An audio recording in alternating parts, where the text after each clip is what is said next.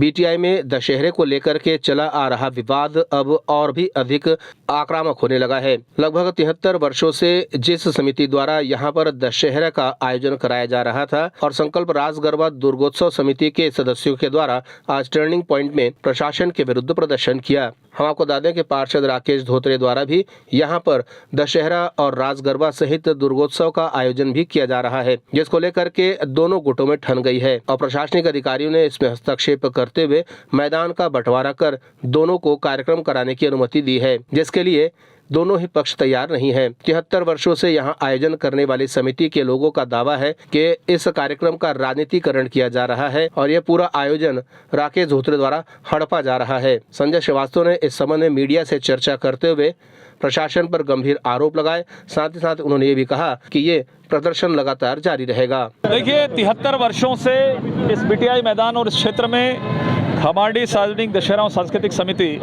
यहाँ पर रावण दहन का आयोजन करती है और संकल्प सार्वजनिक दुर्गोत्सव समिति, जिसमें आप लोग भी भागीदार बने उन कार्यक्रमों में, पिछले 15 वर्षों से यहाँ पर रास गरबा और दुर्गोत्सव का आयोजन करती है। पिछले वर्ष से कांग्रेस के पूर्व पार्षद, कांग्रेस के विधायक और कांग्रेस नेताएं, मंत्री का सानिध्य पाकर जबरदस्ती जो अवैध कब्जा, जो कांग्रेसियों की आदत है, यहाँ पर अवैध कब्जा करके कि कार्यक्रम हम करेंगे।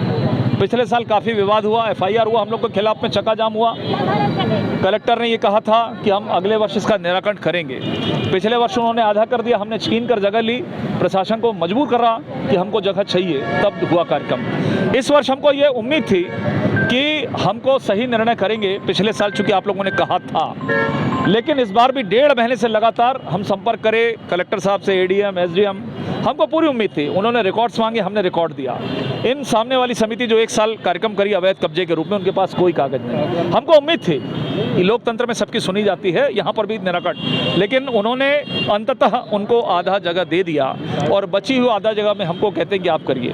हमारा दुर्गा स्थान हमको परिवर्तित करना पड़ा, जहाँ हम 15 साल से दुर्गा बैठाते। हमने कहा आस्था का विषय है, तो उन्होंने कहीं किसी प्रकार को माना नहीं और आंशिक रूप से इस बात को स्वीकार भी कर लिया कि बहुत दबाव है। इस दबाव की कहानी को हमने समझ लिया।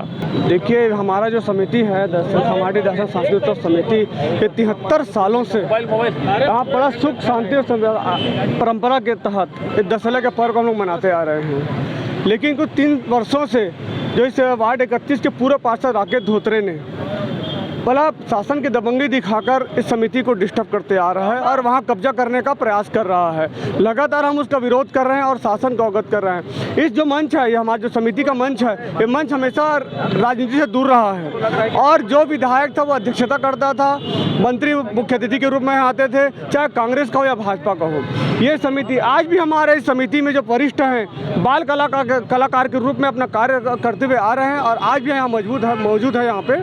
लेकिन इस तरह से मैंने देखा हूँ पूरा हिंदुस्तान में कहीं भी ऐसा कोई दशहरा का पर्व नहीं होता होगा जहाँ एक मैदान पे 2-2 रावण बनता हो। वहीं जब इसको लेकर के पीटीवी की टीम ने पार्षद राकेश धोत्रे से चर्चा की तो उन्होंने कहा कि वे बहुत लंबे समय से यहाँ पर दशहरे का आयोजन करते आ रहे हैं और अनुमति उन्हें शासन की ओर से मिली हुई है।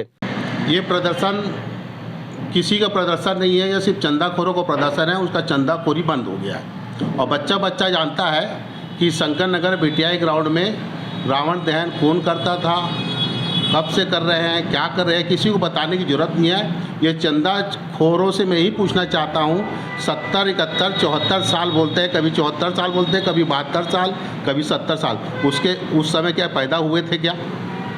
और पैदा होते साथ क्या रावण दहन किए थे क्या? इनकी साल 74-70 साल हो गई है क्या?